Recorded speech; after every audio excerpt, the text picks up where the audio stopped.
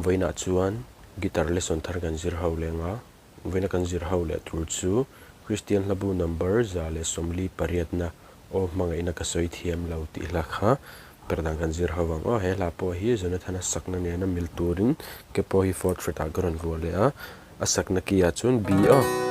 b kha g angin 4th fret of in kan metani chu sang asi niama di tinga strumang down down up the strum chole ve khani mai down down up down up down down up down up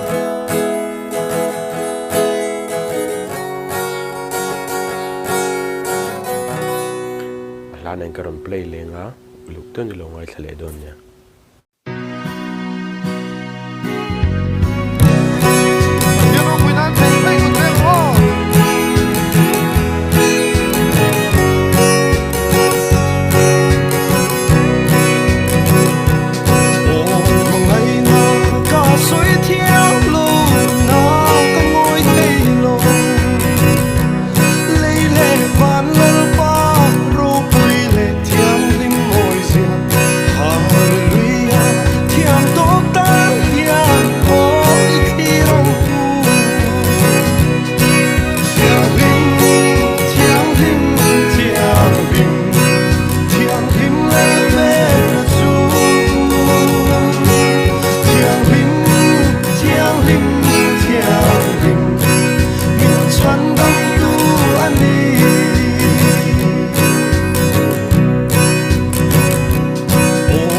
Hãy